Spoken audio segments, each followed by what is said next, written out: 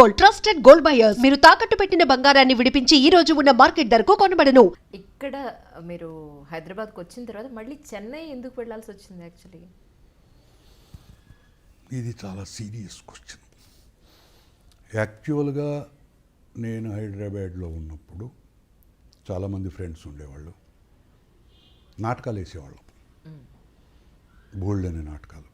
రవీంద్ర భారతిని ఆల్మోస్ట్ మేము గుత్తకు తీసుకున్న పరిస్థితులు, ఏదో ఒకటి నాటకం వేస్తూ ఉండేవాళ్ళం.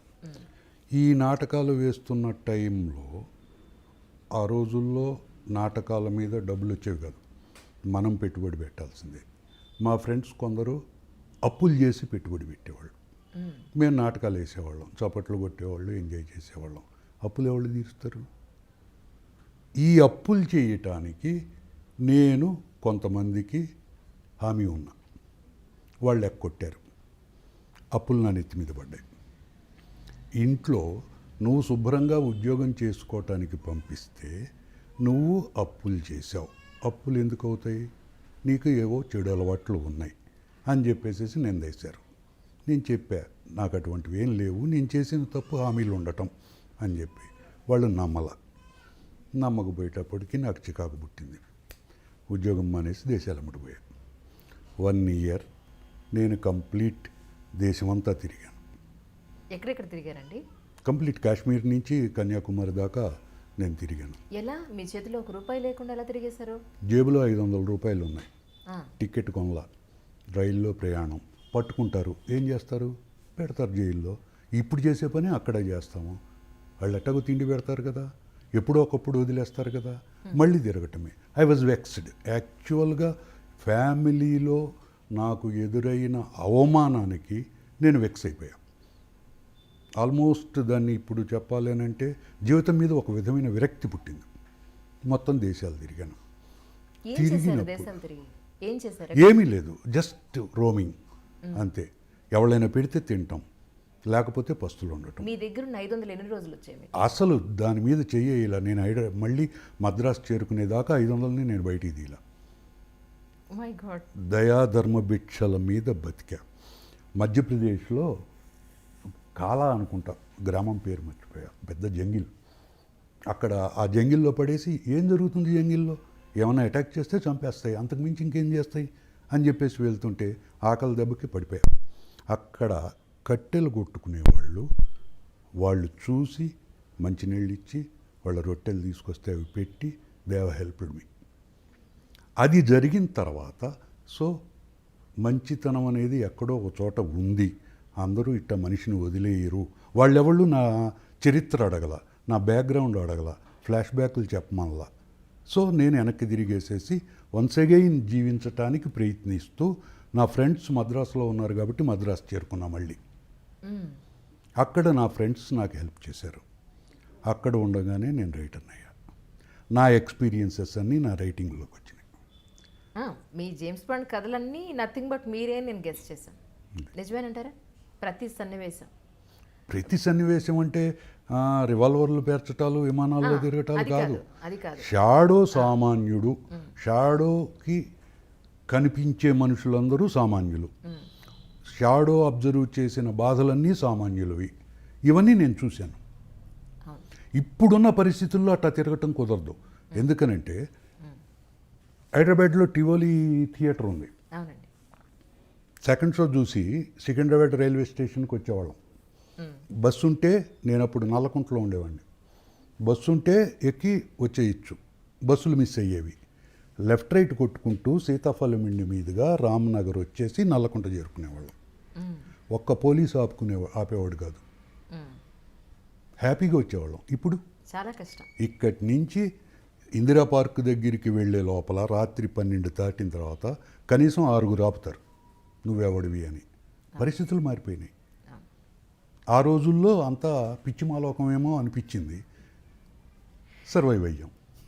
ఈ ప్రపంచ యాత్ర చేసినప్పుడు, ఈ దేశం మీద మీరు ఇక్కడి నుంచి కాశ్మీర్ వరకు తిరిగినప్పుడు మీ జీవితంలో మర్చిపోలేని సంఘటన ఏంటండి? ఎందుకంటే ఎన్నో ప్రాంతాలు తిరిగారు, ఎంతో మందిని కలిసి ఉంటారు. ఒక సంఘటన అనేది చెప్పలేను. నాకు బాగా ఇన్స్పైర్ చేసింది ఈ కట్టెలు కొట్టుకునే వాళ్ళు నన్ను సేవ్ చేయటం.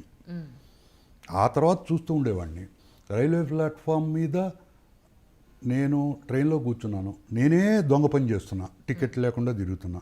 ఎవడైనా పట్టుకుంటే తీసుకెళ్ళి కూర్చోబెట్టేస్తారు. కూర్చుని ఆ ట్రైన్ అక్కడే ఆగుంటుంది చాలాసేపు, 1 అవర్ 1.5 అవర్ వెయిట్ చేస్తూ ఉండేది. ప్యాసింజర్ ట్రైన్స్, నేను ఎక్కువ ప్యాసింజర్ ట్రైన్స్లోనే ఎక్కేవాడిని. ఎక్స్ప్రెస్లో ఎక్కితే తంతారేమోనని భయం. ప్లాట్ఫామ్ మీద కనీసం నాకు 5-6 ఈ పిక్ పాకెట్స్ కనపడేవాళ్ళు. అబ్జర్వ్ చేస్తూ ఉంటే వాళ్ళు జనాల్ని ఏ విధంగా దోచుకునేవాళ్ళో నేను ట్రైన్లో కూర్చొని చూస్తూ ఉండేవాడిని. వాళ్ళకి కొంతమంది ఈ ప్లాట్ఫామ్ మీద సెక్యూరిటీ ఉన్న వాళ్ళు హెల్ప్ చేయటం చూశాను నేను. ఓకే. ఎన్ని చెప్పను ఇట్లాంటి సంఘటనలు. నేను మంచితనం చూశాను నా దేశ సంచారంలో, చెడు చూశాను. ఇవన్నీ షాడో నవలలోకి వచ్చేసినాయి.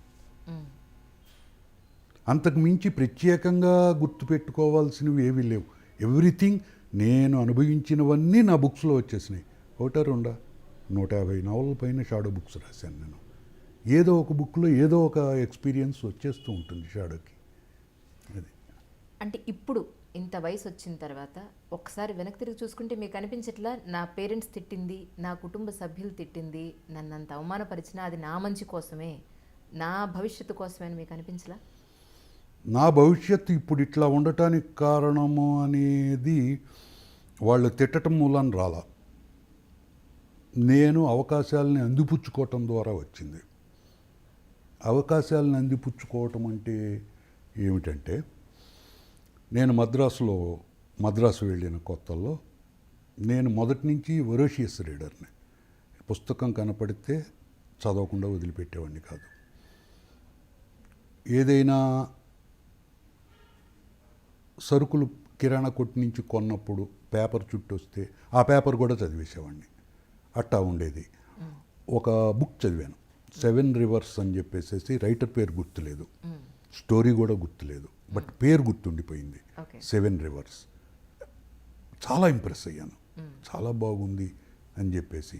అది ఒక లవ్ స్టోరీ. వాడు తన ప్రియురాలకి ఒక దువ్వెనిస్తాడు దువ్వుకోవటానికి. వాళ్ళకి ఆ దువ్వెనలంటే ఏంటో తెలియదు. ఒక ప్రిమిటివ్ స్టోరీ, లవ్ స్టోరీ అనమాట. అది దువ్వుకుని ఆ దువ్వెన తలలో పెట్టుకుని వీడి దగ్గరికి వస్తుంది. వీడు ఎగ్జైట్ అయిపోతాడు దాన్ని చూసి. ఇట్లాంటి సున్నితమైన ఈ లవ్ సెంటిమెంట్స్ నన్ను బాగా ఆకర్షించినాయి. సో మనము రాస్తే ఎట్టా ఉంటుంది అని చెప్పి అనిపించింది. దాన్ని ట్రాన్స్లేట్ చేయకూడదు. I don't want do it. మీరు అంత సున్నితమా? అంత సున్నితమైతే ఇంట్లో అసలు అంత గొడవ పెట్టుకుని మీరు అంత సున్నితంగా లాగా తిరిగేసి అంత సున్నితం కాబట్టే నేను హర్ట్ అయ్యా,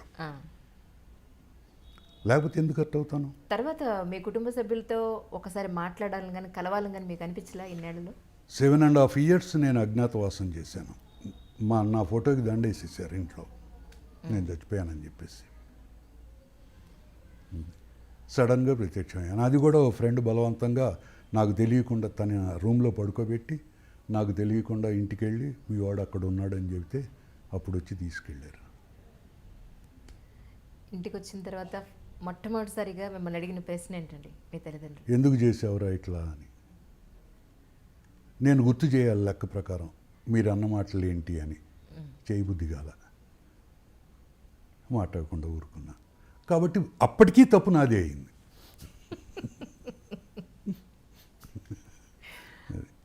చెన్నై వెళ్ళారు.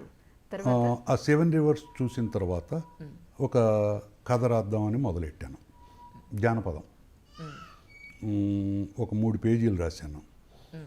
బావలా మనం రాయటం ఏంటి, చదివేవాళ్ళు తంతారేమోనని చెప్పేసి బ్యాగ్లో పెట్టేశాను. ఒక ఫ్రెండ్ని కలవటానికి మద్రాసు వెళ్ళానని చెప్పి అన్నాను కదా, వాడు కురిషి అతని పేరు. నాతో పాటు ఆంధ్ర మహిళా సభలో పనిచేసి వాళ్ళ ఫాదరు హ్యాబిట్స్ పోస్ట్ ఆఫీస్లో పోస్ట్ మాస్టర్ ఆ రోజుల్లో. ఆయన రిటైర్ అయిపోయాడు, వాళ్ళు మద్రాసు షిఫ్ట్ అయిపోయారు. నేను ఇక బతుకుదాము అనుకున్న టైంలో వాడే గుర్తొచ్చాడు నాకు.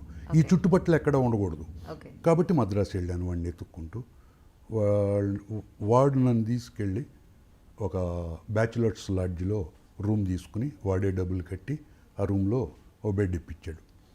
ఆ బెడ్లో ఉంటూ తింటూ నేను తిరుగుతున్నా, ఏం చేద్దాం, జాబ్ చేద్దామా. నేను టైప్ రైటింగ్ పాస్ అయ్యాను, షార్ట్ హ్యాండ్ పాస్ అయ్యాను, డిగ్రీ ఉంది, ఏదైనా ఉద్యోగం చేసుకోవచ్చు, వీ కెన్ ట్రై అని చెప్పేసి అనుకుంటూ ఉండగా ఆ రూమ్లోకే గుంటూరు వట్టి చెరుకూరు నుంచి సుబ్బారావు అనే ఫ్రెండ్ ఒకతను వచ్చాడు, కుర్రాడు. అప్పటికి నాకు పరిచయం లేదు అతను మద్రాసులో ఐఏఎస్ కోచింగ్ తీసుకుంటున్నాడు. అతను నా రూమ్లో రూమ్మేట్గా జాయిన్ అయ్యాడు.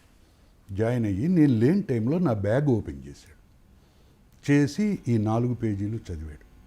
నేను తిరిగి వచ్చేటప్పటికి నీ బ్యాగ్ ఓపెన్ చేశాను, తప్పు కాదని అంటలేదు, నాకేదో బుక్ కనపడింది, అది చదువుదామని ఓపెన్ చేశాను, కానీ కాగితాలు ఉన్నాయి, బాగున్నాయి, నువ్వెందుకు రాయవు అన్నాడు. నేను ఇమ్మీడియట్గా ప్రాక్టికల్గా అడిగా, రాస్తాను, ప్రింట్ చేసేదేవుడు, డబ్బులు ఇచ్చేదేవుడు అన్నా. నీ ఎట్లా కాదులే అని చెప్పేసి ఎంయూఎస్ పబ్లికేషన్స్కి తీసుకెళ్ళాడు. తీసుకెళ్ళి మొట్టమొదట చెప్పిన అబద్ధం, మేము ఒక జానపద నవల రాసాం, వేసుకుంటారా? వాళ్ళు అన్నారు, మేము జానపదాలు వేసుకోం, క్రైమ్ అయితే వేసుకుంటాం అన్నారు. సరే, వెంటనే నన్ను తీసుకొచ్చేసి ఓ బీడీ కట్ట కొనిపెట్టాడు, టీకి ₹1 ఇచ్చాడు, ఓ దస్తా తెల్లకాయతాలు ఇచ్చాడు, రాయ్.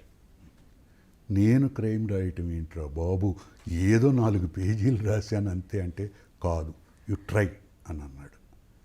వితిన్ 36 hours షాడో ఎగ్జిస్టెన్స్లోకి వచ్చాడు. అది మళ్ళీ ఆ స్టైలు, ఆ స్పీడు ఇంతవరకు నాకు రాలా. ద ఫస్ట్ నావెల్ అంత మెచ్యూర్డ్గా రాయగలను అనేది నాకు తెలియదు. అది తీసుకెళ్ళేసేసి ఎంఎస్ పబ్లికేషన్స్లో ఇచ్చాం. ఇమ్మీడియట్గా యాక్సెప్ట్ చేశారు. దే పెయిడ్ మీ ₹50. ₹50 కళ్ళు తిరిగిపోయినాయి. 1 month ఫుడ్ ₹30, ₹20 మిగతా ఖర్చులకి. వెంటనే ఓ రీమ్ కాగితాలు తీసుకుని ఇక రాయటం మొదలెట్టేసి రైటర్ని అయిపోయా. మొట్టమొదటిసారిగా వచ్చిన మీకు ₹50 మీ పేరెంట్స్కి చెప్పడం జరిగిందండి? లేదు, అజ్ఞాతవాసం. అప్పటికి అసలు ఏమీ లేదు. 1.5 year అప్పటికి అయింది. నేను ఇంట్లో నుంచి వచ్చి ఏం చేశారు ₹50 మీ చేతికి వచ్చిన తర్వాత? ఫుడ్డు. ఒకళ్ళ మీద ఆధారపడి బతకలేను కదా నేను. మెస్లో ₹30 కట్టేశాను. అప్పుడు నేను కాల్చేది హైదరాబాద్లో ఉండగా పనామా, మీ హీరో బ్రాండ్ పనామాని. అదే అందుకే. కానీ ఆ పనామా 50 పైసలే ప్యాకెట్ అప్పుడు. కానీ 50 పైసలు పెడితే మళ్ళీ డబ్బులు అయిపోతాయేమో అని బీడీ, అవి సరిపోయినాయి. మళ్ళీ ఇంకొక ప్రొడ్యూస్ చేసాం, మళ్ళీ ₹50 ఇచ్చారు. ఇట్టా దగ్గరగా ఒక 30 నవలలు రాసేదాకా కూడా నాకు ₹50. అంతకుమించి ఇవ్వాలి. నెలకు 2 నవలలు రాసేవాడిని, ₹100 వచ్చేవి. కింగ్స్, మద్రాసులో కింగ్స్ అనమాట. బతికాను. ఇది బాగానే ఉంది, బతకచ్చు అని చెప్పేసి అనిపించింది. ఆ తర్వాత స్టెప్ బై స్టెప్ రేట్లు పెరిగినాయి. పుస్తకాలు రాయటంలో ఎక్స్పీరియన్స్ వచ్చింది. 7.5 years తర్వాత మా ఫ్రెండ్ నన్ను మా ఫ్యామిలీ దగ్గరికి చేర్చాడు. చేర్చిన తర్వాత ఇంత పేరు వచ్చిన తర్వాత, పేరైతే వచ్చింది కానీ మానిటరీ బెనిఫిట్ తక్కువ పుస్తకాల మీద. యండమూరి వీరేంద్రనాథ్, యుద్ధనపూడి సులోచనారాణి వీళ్ళు పూనుకోకపోయినట్టయితే రైటర్స్ ఇప్పటికీ అడుక్కు తింటూనే ఉండేవాళ్ళు. వాళ్ళ రైటర్స్ స్టాచర్ని పెంచింది వాళ్ళిద్దరే. వాళ్ళ మూలానే రైటర్కి పుస్తకం రాస్తే కంఫర్టబుల్ అమౌంట్ చేతికి వస్తుంది అని చెప్పేసి అనిపించింది, లేకపోతే వచ్చేది కాదు. కానీ నా షాడో నాకు పేరైతే తెచ్చిపెట్టాడు, కానీ జీవితం అంతా గడపటానికి తగిన వనరులు సమకూరుస్తాడా లేదా నాకు డౌట్ వచ్చింది. ఎందుకనంటే నేను మొదటి నుంచి ప్రాక్టికల్గా ఆలోచించాను, ఎంతకాలం రాయగలం మనం, కొంతకాలమే, ఆ తర్వాత కష్టం. సో ఏదో ఒక ఉద్యోగంలో చేరాలి. నేను చదివిన చదువులో టీచర్స్ ట్రైనింగ్ అవ్వటం కూడా ఒకటి. ఏది కనపడితే అది చదవటానికే ప్రయత్నించాను. టీచర్స్ ట్రైనింగ్ అయి ఉన్నాను. అదే టైంలో అనౌన్స్మెంట్ వచ్చింది, అప్లై చేశాను, గవర్నమెంట్ జాబ్ వచ్చింది. హ్యాపీగా టీచర్గా జాయిన్ అయిపోయాను. డబల్ హ్యాపీగా పుస్తకాలు రాసుకున్నాను.